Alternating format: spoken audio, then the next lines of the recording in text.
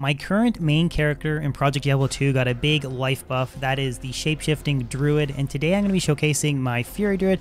It is a lot of fun. There's a few changes from vanilla LOD, not a lot, but a couple kind of nice rebalancing features, which I'm going to talk about in today's video, but I'm basically going to be covering a quick overview of the attributes, then we'll go over the skill, the gear, and then we'll wrap everything up with some gameplay, and of course timestamps will be in the description below, so if you guys want to bounce back and forth between specific segments, they're there for you guys to use, so please take advantage of them. And a quick reminder that I am streaming the progression of this character on the current ladder on Twitch. Link is, of course, in the description below. So if you guys want to be a part of the building up of this character, I'm going to do Diablo clone, going to attempt that huge event shortly. Maybe hit me up with a follow. I'd really appreciate it. But guys, hope you enjoy this video.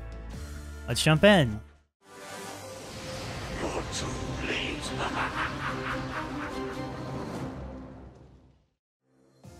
So there's three key points that I want to talk about in regards to the Fury Druid, specifically in Project Diablo 2, and the first is what are kind of the biggest changes, and the two most standout changes in my opinion, if you compare it to LOD for the Fury Druid, is one, you naturally gain a % damage reduction bonus from putting more points into Werewolf, so that's really cool. I have a 16% DR added to my character just from having 40 hard and soft points put into Werewolf, so that's very cool. And the second is that the attack rating bonus on the skills has been buffed a lot. So with really good like max damage, air, life, you know, charms, and like fully decked with gear, I might have like an 80% chance to hit with a max Vita setup in LOD. I now have a 95% chance to hit everything except for Ubers, and that's just from having maxed out skills in the shapeshifting tree. So it's really nice. You're not missing a lot like you are in LOD with like a melee character as you're building it up. That's really been addressed in PD2. But I would say that those are probably the two biggest changes in regards to the Fury Druid, specifically in PD2. The second point that I want to touch on is my offhand weapon for this druid. I get asked so many times when I'm streaming on Twitch, why are you using Mansong's Lesson on a melee character? That really just doesn't make any sense. Well, hear me out. This is my reasoning. When you shapeshift, it is static forever. Unless you die or change an act, you will stay in shapeshifting form unless you transform back to druid form. So when I transform on the offhand with Mansong's Lesson and a 3 to shapeshifting magic skill amulet, that gives me plus 6 points to my lycanthropy and plus 6 points to my werewolf. So that's additional attack rating, attack speed, as well as a damage reduction bonus.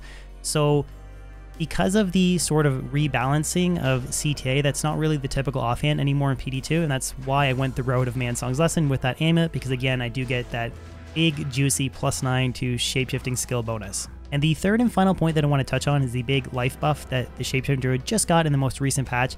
Now this is something that I've been kind of arguing for or championing for because I really do like the Shapeshifting Druid, and I thought that the life rebalancing or kind of nerf was a little bit too harsh on the Shapeshifting Druid because I had basically near perfect gear and I was just getting over 2k life by myself.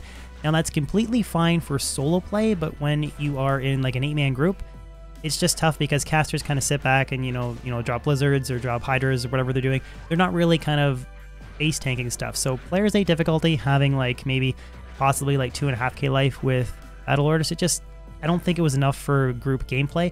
Now they increased the base life percentage of lycanthropy from 4 till 10, and every single successive hard point that I put into lycanthropy is giving me a 2% life bonus instead of the previous 1%. So I now have just over 3,000 life with perfect gear, so that's I think pretty good because say I might have just under 4k for like an 8-man group, so it's a little bit nicer for me when I have to actually get in there and face tank like Lieutenant Sim and everyone else is just sitting back and casting their spells. It's just a nice little bonus that I wanted to specifically touch on, which I asked for and the developer did listen and rebalance. So if you guys have any feedback, complaints, or feedback suggestions for balancing, the devs are listening. But that covers all of the three kind of key points that I wanted to talk about this build, so now we'll jump into the attributes and the skill tree. So the attribute distribution for my Fury Druid is pretty straightforward. I just went max Vita like almost all of my character builds that I have on my YouTube channel. So enough strength to equip my gear, nothing into dexterity, nothing in energy, and everything else is put into vitality, and I have completely capped res except for poison reduction, or excuse me, except for poison res, which isn't really that big a deal. So just your standard max Vita setup. But then jumping into the skill tree, we'll start off with summoning here. I completely maxed out Heart of the Wolverine, which is now a level 6 requirement skill. This is just for the big attack bonus, attack rating bonus, and damage percent bonus. And then I have 1 hard point into Spirit of the Barbs, and then I have 1 hard point into Oak Sage. The reason why I went with 1 hard point into Oak Sage is that basically just team gameplay. If I'm playing with a summoning druid that has like a level 50 Heart of the Wolverine, there's no point in me using one because he has a stronger one.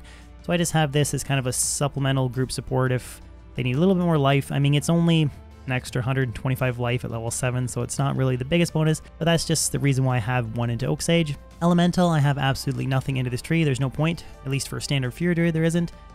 And then for shapeshifting, I maxed Lycanthropy, which gives you that big life and attack rating bonus. Maxed Werewolf for life, attack rating bonus, and physical and magic damage reduction. And then I have 1 hard point into Rabies, and then I completely maxed out Fury. So at level 37, it's 3 hits instead of 5 like LOD, or a 595% attack rating bonus and 820% damage bonus. So it's a pretty big buff. And then all of my remaining points I've been putting into Feral Rage. So one more level and I'll have Feral Rage maxed. That'll put me at level 92. If I was to continue to grind all up to 99, which I won't, I would just put my remaining points into Oak Sage just to get a little bit higher life buff. So taking a look at the gear for my Fury Druid, before I go over the individual pieces, I just want to give a huge shout out to the community. Several very generous people have made this build possible just with donations for video content. So you know who you are. Thank you very much. I can't individually shout everybody out, but this character just wouldn't be what it is if it were not for the people helping me. So thank you so much. Starting off with the weapon, I have an Ethereal Great Poleaxe, Breath of the Dying, just good damage, dual leech. I mean, it's been rebalanced a little bit from LOD, but just a solid hard-hitting weapon for the Fury Druid. And for the body armor, I'm using Chains of Honor.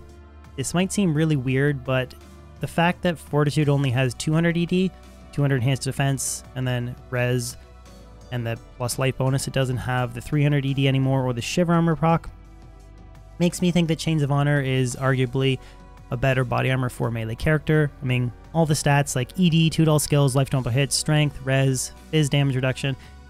It's just a solid body armor choice, and that's the reason why I went with Chains of Honor. For the helmet, I have a 2 open socket corrupted Jalals with 2 40 ED jewels in it. So I get, you know, +4 to shapeshifting, FHR, 80 ED, strength, res, all that good stuff. High Lords for the Deadly Strike and 1 skills. Eventually, I'd like to have a corrupted version, just I don't have one at the moment.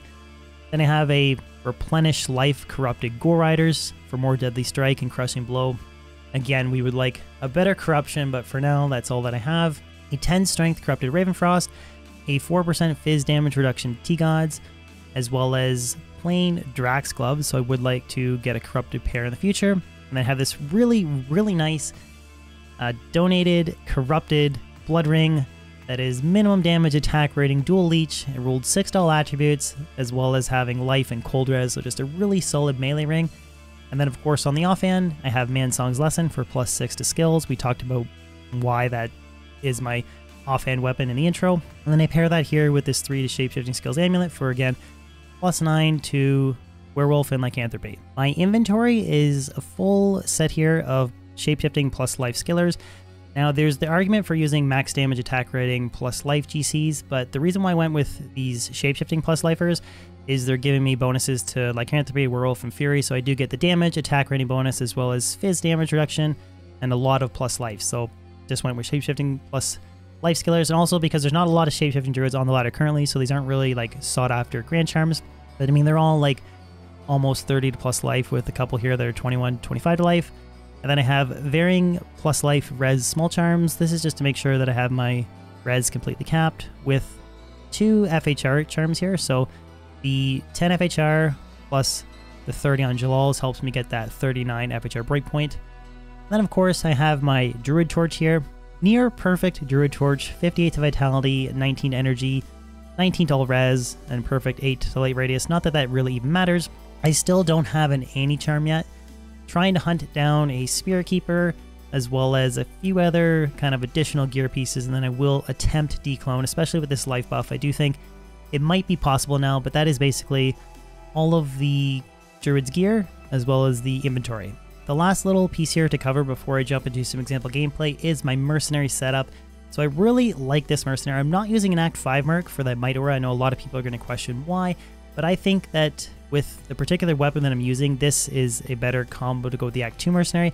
So he's Act 2 Defiance, gives me a little bit of a defense bonus, which defense is not reduced to 0 in PD2 when you're running. So it reduces the chance of me being hit from, like, I think 85 to 50%. So that's kind of a nice little bonus there. But his weapon is a 5 open socket Ethereal Reaper's Toll that I have a ED jewel in the center and then 4 shell runes. So I mean, you get the 33% chance to cast amplified damage on striking, deadly strike, lifesteal per hit, all that really nice kind of offensive stuff. Pair that with treachery for 45 IS and the fade proc. I have a 15 DR, 2 open socket Crown of Ages with 2 perfect rubies for a little bit extra plus life. And then I pair that with Drax for the 20% increased attack speed, lifesteal per hit. String of Ears for DR, lifesteal per hit, and then finally Corrupted, Rite of Passage boots for Cannot Be Frozen. So my Mercenary has 145% increased attack speed, which is the very fastest possible IS breakpoint for an Act 2 Mercenary. So he's hitting like the speed of light almost.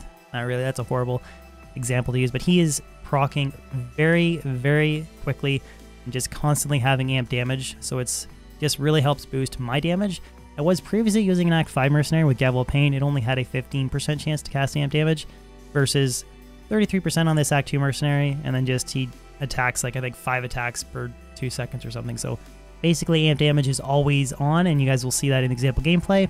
That's everything I want to talk about, so let's do part of a Ruins of Vajun tier 1 map, and you can kind of see what the PD2 Fury Druid is all about. So the first thing that I do before I actually jump into one of these maps is I do my kind of like offhand shapeshifting procedure. So I switch to Man Song's Lesson, put on my shapeshifting amulet. That gives me my 45 to Werewolf, so I'm kind of covering the tooltip a little bit, but 98% life bonus, 578 attack rating bonus, fizz and magic damage reduction by 16, 245% damage, and then 77% attack rating. So it's really kind of the reason why I like doing that offhand shapeshifting, just for those extra plus skills. And then I put on highlights for that +1 skill, summon Heart of the Wolverine, then I go the main hand, and I will occasionally go back and forth on the offhand because you can recast a summon in shapeshifting form. So when Heart of the Wolverine dies, which is typically, he usually just dies to elemental damage, we'll kind of resummon it. Now, one of the problems here is I have kind of, my character sort of, these standard maps on Players 1 kind of runs over everything. You don't really get a chance to see Mercenary proccing amp damage too often. Like there, went off pretty quickly. Amp damage is just a massive damage bonus for me. More, like I'd rather have the constant amp damage procs than have the Might Aura from the Act 5 Mercenary. I'm going to try and quickly, see one of those blizzards took out my Heart of the Wolverine. I'm going to try and get to the final boss as quickly as I can. You can just see, like, my Merc is constantly proccing amp. Oh, he just about got wrecked there. I was gonna say he typically usually has pretty good survivability, but maybe there's a little bit too much going on for him there.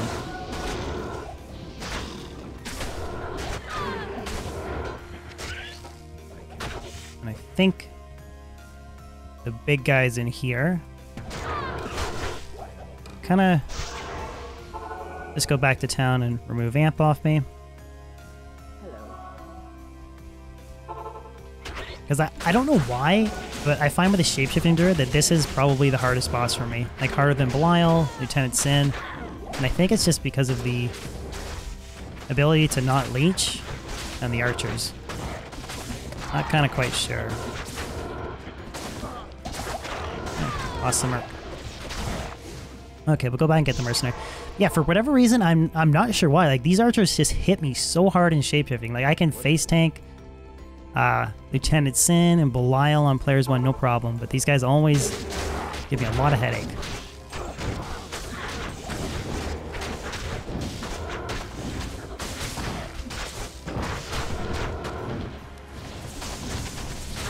Gonna try and clear all this surrounding stuff.